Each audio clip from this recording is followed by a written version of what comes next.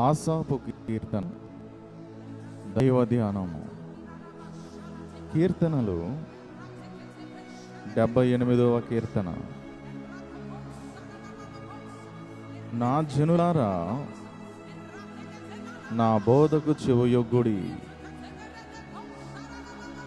నా నోటి మాటలకు చెవియొగ్గుడి. నేను నోరు తెరచి ఉపమానము చెప్పెదను. పూర్వకాలపు గూఢవాక్యములను నేను తెలియజెప్పేదను. మాకు తెలిపిన సంగతులను, మా పితరులు మాకు వివరించిన సంగతులను చెప్పేదను. యెహోవా స్తోత్ర క్రియలను, ఆయన బలమును, ఆయన చేసిన ఆశ్చర్య కార్యములను దాచకుండా వాటిని వారి పిల్లలకు మేము చెప్పేదము.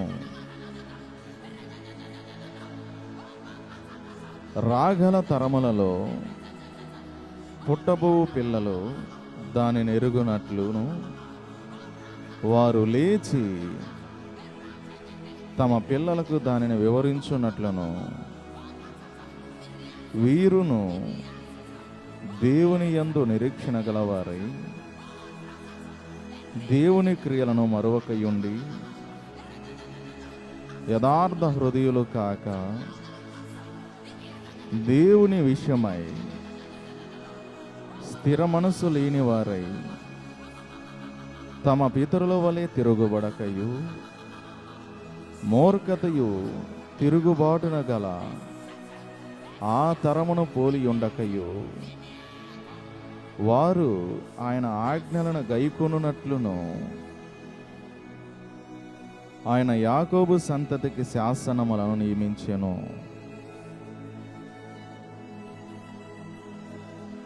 ఇశ్రాయేలు సంతతికి ధర్మశాస్త్రం అనుగ్రహించెను. మన పితరులు తమ పుత్రులకు దానిని తెలుపవలెనని వారికి ఆజ్ఞాపించెను. విండును పట్టుకొని యుద్ధ సన్నద్ధులైన ఎఫ్రాయిము సంతతి వారు యుద్ధ కాలమున వెనకకు తిరిగిరి. వారు దేవుని నిబంధనను గైకొనకపోయిరి.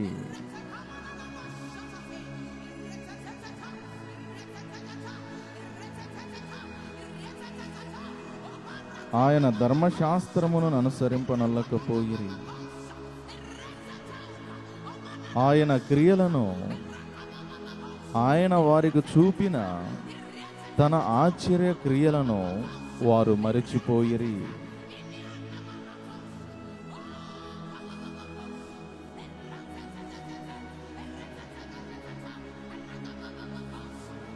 ఐగుప్తు దేశములోని సోయాను క్షేత్రమందు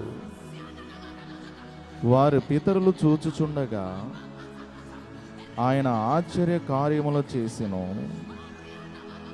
ఆయన సముద్రమును పాయలుగా చేసి వారిని ఆ దరికి నడిపించెను. ఆయన నీటిని రాశిగా నిలిపెను.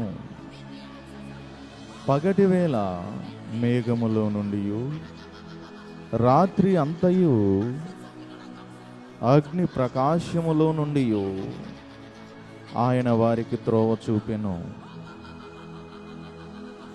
అరణ్యములో ఆయన బండను చీల్చి సముద్రమంత సమృద్ధిగా వారికి నీరు త్రాగనిచ్చెను. బండలో నుండి ఆయన నీటి కాలువలను రప్పించెను. నదుల వలె నీళ్లు ప్రవహింపజేసెను. అయినను వారు ఆయనకు విరోధముగా ఇంకనూ పాపము చేయుచూనే వచ్చిరి. అడవిలో మహోన్నతుని మీద తిరగబడిరి. వారు తమ ఆశ కొలది ఆహారము నడుగుచు తమ హృదయములలో దేవుని శోధించిరి. ఈ అరణ్యములో దేవుడు భోజనము సిద్ధపరచగలడా అనుచు వారు దేవునికి విరోధముగా మాటలాడిరి. ఆయన బండను కొట్టగా నీరు ఉబికెను, నీళ్లు కాలువలై పారిను. ఆయన ఆహారము ఇయ్యగలడా? ఆయన తన ప్రజలకు మాంసమును సిద్ధపరచగలడా అని వారు చెప్పుకొనిరి. యెహోవా ఈ మాట విని కోపగించెను. యాకోబు సంతతిని దహించి వేయుటకు అగ్ని రాజేసెను, ఇశ్రాయేలు సంతతిని హరించి వేయుటకుము కోపము పుట్టెను. వారు దేవుని యందు విశ్వాసముంచకపోయిరి,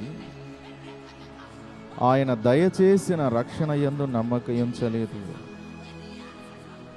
అయినను ఆయన పైనున్న ఆకాశములకు ఆజ్ఞాపించెను, అంతరిక్షముల ద్వారములను తెరిచెను. ఆహారమునకై ఆయన వారి మీద మన్నాను కురిపించెను.